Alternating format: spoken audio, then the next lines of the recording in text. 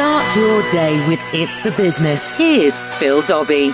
Good morning. Today, is this the right time to buy a property to rent out? When rental is still pretty buoyant, depending on where you target your purchases, it really is a win-win. Russel Quirk joins me to talk about whether this is a good time to buy to rent and what sort of returns you can expect. In terms of the right purchase in the right area and the right combination of debt and equity, there's something like a 9 to 10% annual return possible, which is pretty remarkable considering other asset classes. We'll look at where to buy and what are the risks. He seems to think it's a good idea, but disclaimer, he is speaking for the real estate industry. Plus, we could be close to solving an age-old question, something akin to the chicken and egg question, thanks to this man.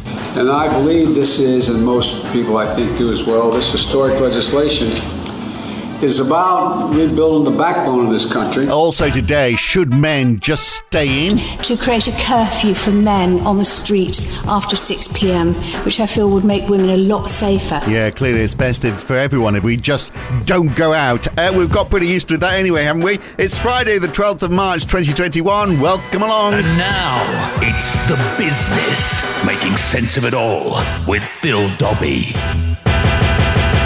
So, a question, first of all, that has been bugging me and everyone else for eternity. Which came first, the chicken or the egg? Well, at some point in time, we would have been able to observe the answer to that. But we weren't paying attention. So now the only way we can be truly sure is to start again. Eradicate all chickens and eggs on the planet. I'm not advocating that. I'm just saying this is all we'd have to do to get the answer to that question. Get rid of them all. Then wait for the first sighting of either a chicken or a chicken egg. Now, admittedly, it could take some time. But at least it would stop that question bugging us. We'd have the definitive answer. Well, we're actually almost getting the definitive answer to the economics equivalent of that question, which came first, supply or demand? Because the only way of really being sure of that is just getting rid of both of them, supply and demand, with, some sort of global pandemic, for example, and then see which one grows first. Now, Rishi Sunak has opted for supply.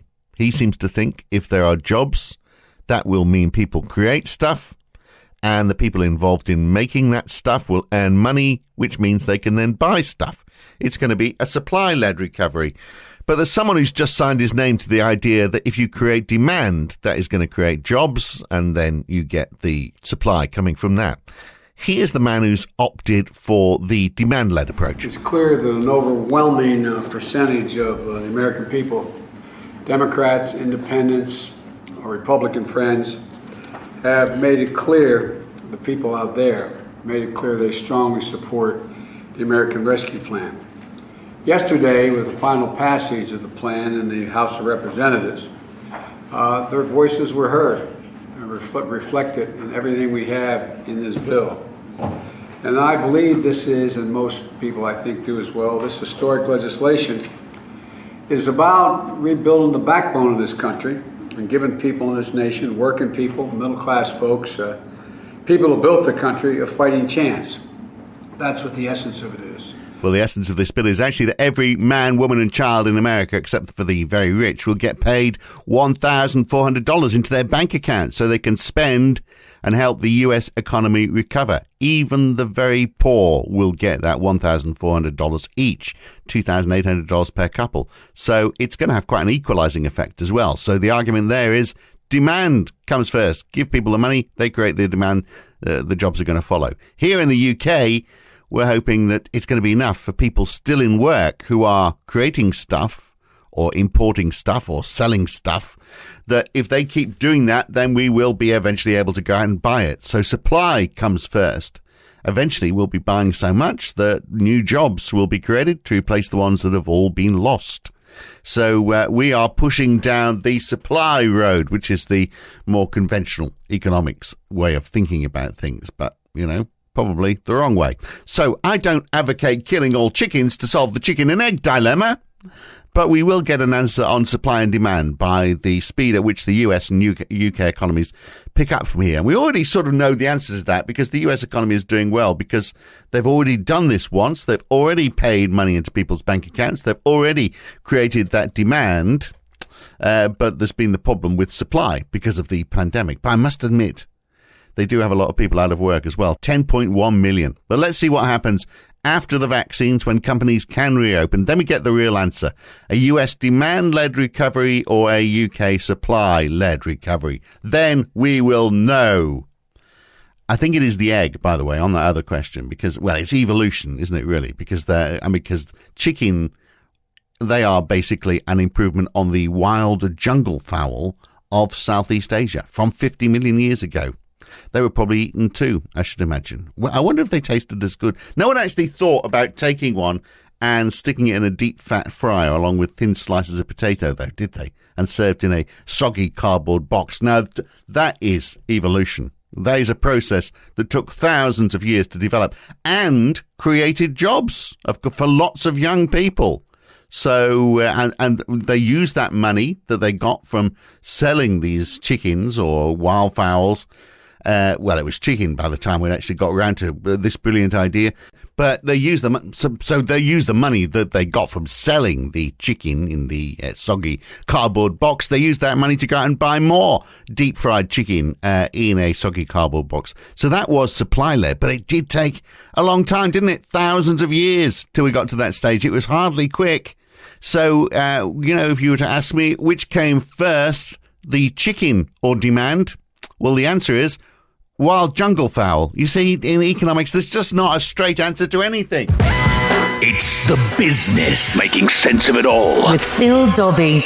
Yes, you know why house prices are going to keep going up? It's because central banks will ensure that, come what may, interest rates are going to go and stay as low as possible for as long as possible. So, case in point, the European Central Bank met yesterday. They said they're going to buy up more government bonds from around Europe. It's reaching crazy levels now, isn't it? In fact, the governments keep on issuing debt. So, for example, in the United States, yesterday, another $24 billion in 30-year bonds issued. They will, no doubt, at some point, half of them at least, will be bought up by the central bank, by the Fed in the United States. The ECB is saying they want to do it as well, and they're all doing it because they want to keep interest rates down, which means so long as they do it, then they're going to stay down for a long time. So what does that do? Well, it pushes up house prices, doesn't it? Because interest rates are low. People who were out of the housing market, or perhaps people who actually think, well, now's the time to get another house, which is what we're going to talk about. Because, of course, it pushes house prices up. It pushes up rents as well. That makes living a little bit more expensive. So we will demand higher wages, and that will cause inflation, ultimately, that the central bank is trying to contain. But when they see that happening, they will, initially, until it becomes out of control, they'll just keep on buying bonds. But they can't fight it in the long term. But right now, it's not a problem because you can't go and say, can I have a higher wage?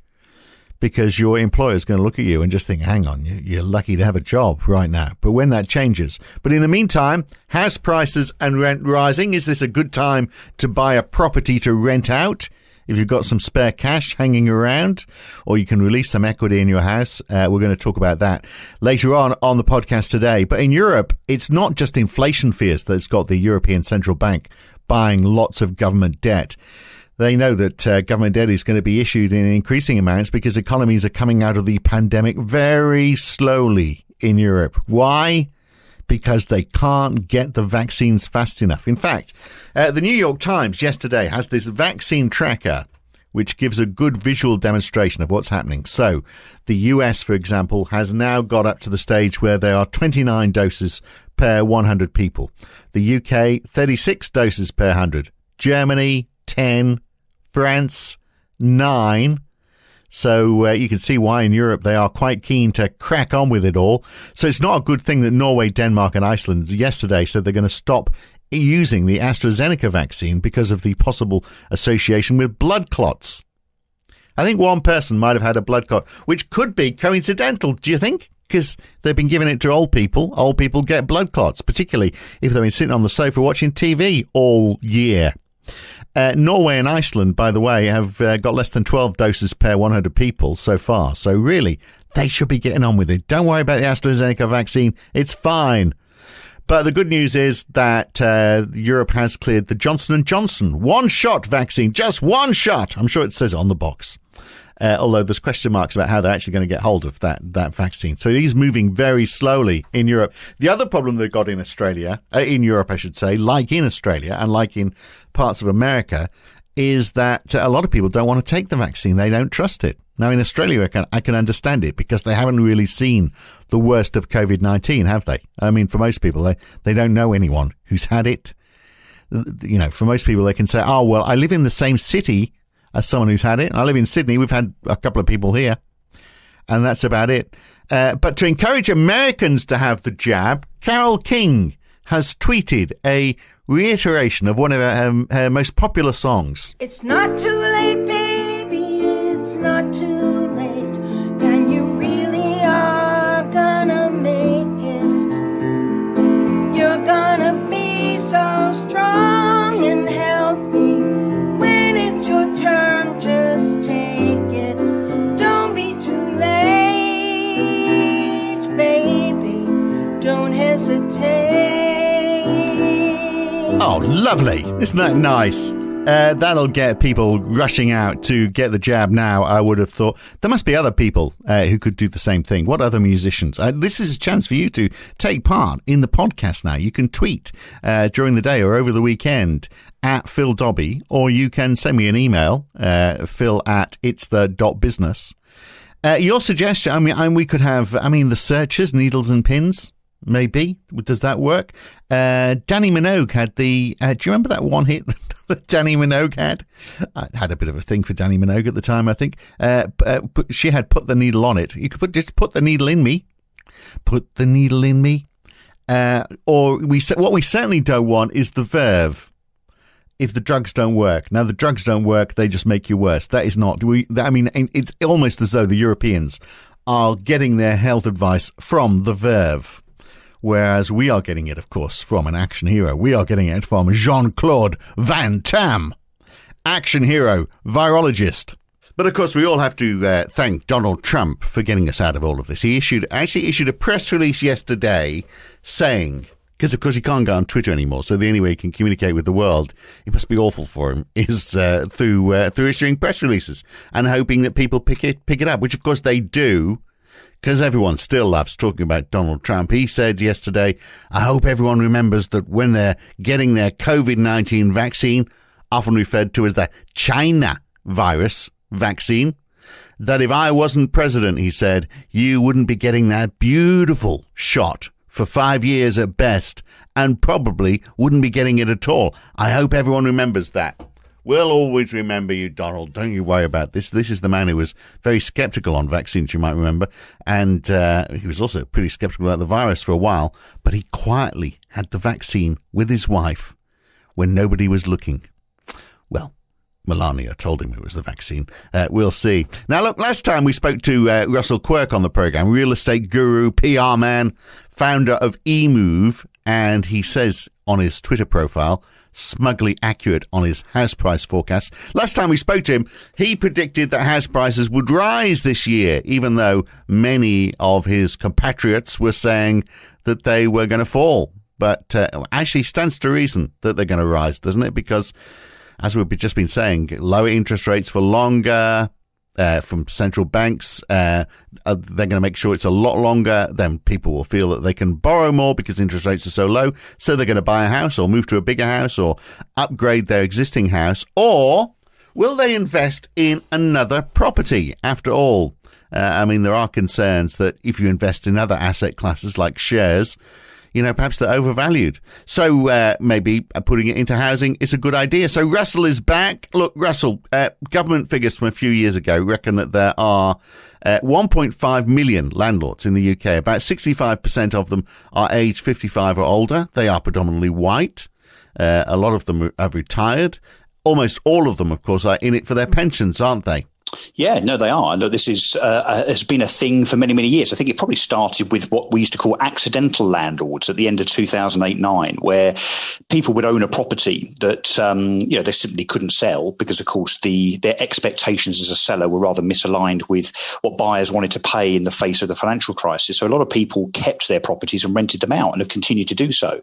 There's a misconception that the majority of landlords are, huge, great institutions. the LNGs, the British Lands and the land securities of this world. But actually nothing could be further from the truth. The majority own 2 or 3 properties and are ordinary working or retired people that, yes, are just trying to make their money work for them on the basis that they will get, hopefully, most of the time, capital appreciation and a rental yield. Right. Okay, we'll look at yields in a second. But that seems fairly recent then, 2008, 2009. I mean, we must have had landlords before that. And are we getting new ones coming in since 2008 or 9? Or are we largely, just seeing those who, as you say, became accidental landlords and they've just stuck at it?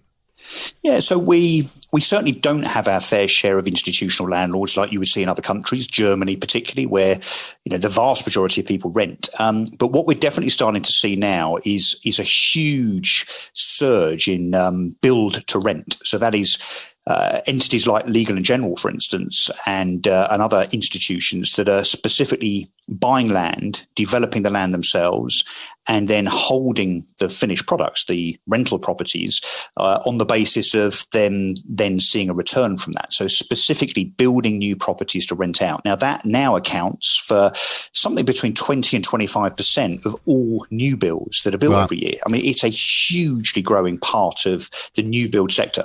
Right, okay, so not individual landlords who have now got sort of corporations becoming mass landlords with new builds, which I don't know, maybe that's a good thing. What about, though, during this pandemic, during COVID-19, we've got lots of tenants. I mean, we know we've supported people who can't afford to pay their mortgage, but to an extent. But we've also got tenants who, through no fault of their own, can't pay their rent.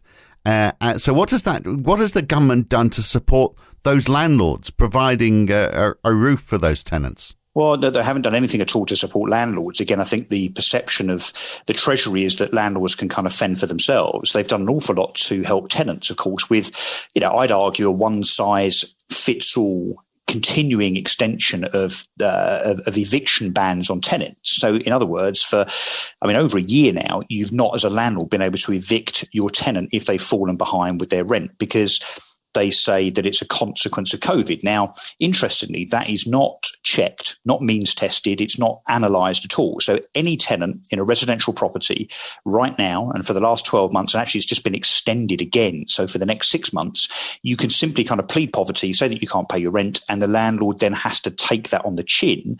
Now, of course, the money is still owed thereafter, but, good luck to as we said, a single landlord, a landlord that's an amateur landlord with 2 or 3 properties, then having to chase that tenant once they've exited the property owing 10, 12, 15,000 pounds. Good luck to the landlord trying to get that money back, because it's going to be very, very difficult. So no, the landlord hasn't been helped. The tenant, I think, has always been helped, in my view, too much as a blanket one-size-fits-all policy from government. And the government, I have to say, Phil, they've really kind of beaten landlords over successive years. They've withdrawn, for instance, tax relief on or high rate tax relief on mortgage payments. They've really kind of hurt landlords with stamp duty penalties, of course. So 3 years ago, they introduced a 3% penalty on all second homes, and that includes purchases for let. So, landlords have kind of had it fairly tough, I think. And of course, if there's the rumoured capital gains tax measures do come in, although Rishi Sunak in the budget was hesitant in talking about CGT, but the rumour is that landlords could be clobbered with an increase in capital gains tax. It should be the same as shares, shouldn't it? I mean, why would we treat some investments different from others? If you make money, if you get a capital gain on the share market, why should that be any different on making a capital gain on having invested in property? I don't see why there would be any reason. Look, you might appreciate this given your Australian endeavours, but I'm a fan of the flat tax, which of course, in my view, Australia pioneered and did rather well from, where all rates of tax should be the same. Yeah. What in terms of capital gains? Yeah. No, everything. So income tax, VAT, capital gains, inheritance tax, everything should be the same rate. Right. But in Australia, income tax is graded the same as it is here. The more you earn, the higher the rate of income tax you pay. But look, what we do have in Australia, they've got an awful lot of landlords. And the reason for that is pure and simple because you can write off so much against losses that you make on your property. So everyone miraculously is very bad as a landlord. They all make losses because you write it off against tax, not just for the loss you made on the property in the property portion of your income tax statement, but across your whole income tax. So you could minimize your tax down to zero if you wanted. So everyone is very good tax minimisation, that's the whole reason why there's so many landlords. And there's an argument that because there's so many landlords, they're pushing the price of property up, which is something we don't want to have here. Because housing affordability is definitely a reason why more and more people are being forced to rent. So from 2.8 million households here in the UK in 2007 to 4.5 million in 2017, that is a 63% increase in 10 years. And it is mainly younger people, of course, but the average age is getting older as well, isn't it? Yeah, I think that the other side to that is, of course, younger generations, some like to rent because of the flexibility. I think there have definitely been barriers put in place insofar as home ownership, so stamp duty being the most significant one, although first-time buyers for a while now have been kind of let off the hook, so they haven't had to pay stamp duty on the first £300,000 of their purchase, so that's kind of helped them. But I would actually argue, and I did do the numbers on this, but I would argue that affordability isn't that much different now compared to even 10, 15, 20 years ago on the basis of, so of course, house prices have increased. The ratio of earnings to house prices is also gone the wrong way. So, Of course, house prices have become less affordable. But interest rates are much lower. That's what you're going to tell me. Interest rates, exactly. Yeah. Interest rates are much lower. So I still remember the days of 10, 12, 15% variable rate mortgages. Currently now you can get a mortgage at circa 2%. I think if the Bank of England cut rates into negative territory, that's going to go even further south. So yes, affordability, I think, needs to be seen in the proper context of what most people do when it comes to buying a property, which is to borrow the money. Yeah. And if the servicing of that debt, is much, much cheaper, then of course affordability needs to be seen as having adjusted accordingly. Now, well, you could then say, well, that explains why the number of people in social housing has fallen over the last 10 years. It's fallen from 18% of all households to 17% because they don't need it anymore. But I think it's more likely to be the case that there's not enough social housing around. So that shows that as that number continues to slide, there's an opportunity. It might not be an opportunity that many landlords don't want to take because they'll see that have question marks over whether they're going to get paid. But everyone needs somewhere to live. So if you can make the sums work, the market is growing, isn't it? Yeah. So look, supply is definitely a problem in social housing because, of course, it's not down to councils anymore as it used to be in the 50s, 60s, 70s, and 80s. It's now down to housing associations. And unfortunately, no disrespect to those 1,500 entities or however many there are, what they tend to do now is to push the envelope, shall we say, when it comes to non-social housing. In other words, the housing that they themselves build for profit. So, I saw a scheme very recently of 75 properties where actually the vast majority being built by this housing association were for resale. They weren't for rental or shared ownership at all. So that entity is making money and at the expense of social housing being provided. Yeah, exactly. That's not what it was there for, is it, at all? Look, I've been looking at the numbers out on totallymoney.com to look at the yields for buy-to-let around the country. The best place in the country is postcode L1, which is right there in the centre of Liverpool. The median asking price there is £90,000. Wouldn't that be nice if that's all you had to pay for a house? Although you'd have to live in Liverpool. That's the downside of that. I can say, I'm allowed to say that because I'm a Scouser. Look, the median rental yield is £750 there. So £90,000 and you can rent out for £750. Now, if you put down 25% of the value of that house, I think you have to put down a bigger deposit, don't you, if you're buying a second property. If you're to do that, pay 25%, pay it over 15 years. On a 5-year fixed rate at the moment, my repayments would be about £430. But I'd be making $750 in rental. Now, okay, I've got 25% of that money tied up in a deposit, so $22,500 is just going to be sitting there, and I've got stamp duty to pay, and of course there's the risk of periods when it's empty, and and you've got to spend money on the place. But hey, £750 to gain, but a £430 mortgage. That is better than any share dividend, isn't it? And not forgetting the capital appreciation, which, obviously varies cyclically and regionally, geographically. But yes, of course. And actually, when the clever money leverages buy-to-let, so you don't just go out and buy a buy-to-let for £100,000 and see a 5% yield come in, you spread your money across, in my opinion, this is my recommendation, over lots of other properties, because then the cash that you've actually put in, of course, in percentage terms, works much, much harder when interest rates are as low as they are. And as you just pointed out, yes, when rental is still pretty buoyant, depending on where you target your purchases. I mean, it really is a win-win. I mean, roughly speaking, I think a landlord these days can, if he plays it right, or she, in terms of the right purchase in the right area and the right combination of debt and equity, there's something like a 9 to 10% annual return possible, which is pretty remarkable considering other asset classes. And if you're a handyman or a handy woman, you wouldn't pay that at that 90,000 median house price. You'd pay 70,000, wouldn't you? And do the place up. So you're paying less in stamp duty, and you've got all those expenses that you can write off back against capital gains when you sell the place. Indeed, and manage it yourself. Which if you've only got one or two properties, in terms of collecting the rent and looking after maintenance, is a pretty straightforward thing to do. Yes, but are people going to find it too risky right now? I mean, presumably they'd say in London it can be risky because there's going to be less demand maybe, but also, I mean, there might be opportunities as well. I'm looking at London and thinking, well, there's going to be a lot of commercial real estate now, which is going to be switched to residential quite clearly. If we see a big transition like that happening, that might actually bring, I know you think prices are going up generally. I wonder what you think about London, because I could see that we might have greater supply and a little less demand because more people are moving out. So could we see prices come down? And if we do, then that could be an opportunity again for somebody to say, well, London's been risky for the buy-to-let market over the last few years, but maybe now is the time to start and get in there. Well, London's definitely been softer than the rest of the country over the last 12 months. So prices have dropped rather than increasing, as they have by 8% across the rest of the UK. But look, I think London's always going to be London in terms of population increase. The country sees an increase of about 250,000 people a year. People are living longer.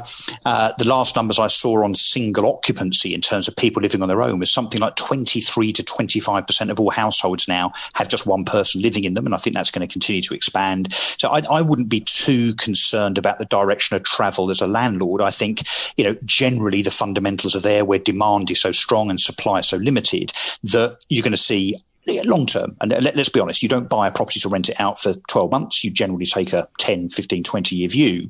I think it's absolutely fundamental that property values will increase and rental will stay buoyant. And I think it's still one of the, if not the safest asset classes. And where would you do it then? If you were saying, right, okay, I'm going to buy a couple of places, I'm going to do them up, or I'm going to do one. I mean, very often it is people who are actually committing themselves to doing this full time, for the people who are developing and selling. Where would you start? Would you start in London or the particular parts of the country you'd be looking at? I think London is perhaps not my first choice, and not because it's kind of up and down, but just because the initial price, is significantly high. It's twice as much as anywhere else. I personally, my money would be on the home counties, anywhere that is perhaps a little less of a hustle and bustle than London, but also very commutable, so very approachable, very, very, very commutable to London, on the basis that, while things settle post-COVID and we're trying to work out, how many of us are still going to be working from home, how many are going to go into the office and how often, I think to have a hedge, I suppose, and a compromised position in terms of, being close enough to the office that you can go into it 2 or 3 times a week if need be, but also then, let's take it as an example, Colchester. Colchester's 50 minutes away from London Liverpool Street, and the average house price is less than £300,000. It's an expanding city, lots and lots of infrastructure. It's got lots going for it. That's much less risky, in my opinion, than either being much further out provincially. It is in Essex, of course, isn't it? Well, I am biased. I'm sure other similar commuter towns do exist. There are available. Well, like Farnham, for example, going out the other side in Surrey with the top public state school in the country. Similarly, 50 minutes from London. But yeah, I mean, so that makes a great deal of sense. Okay, which market are you going after? Are you going after young families? Are you going after singles?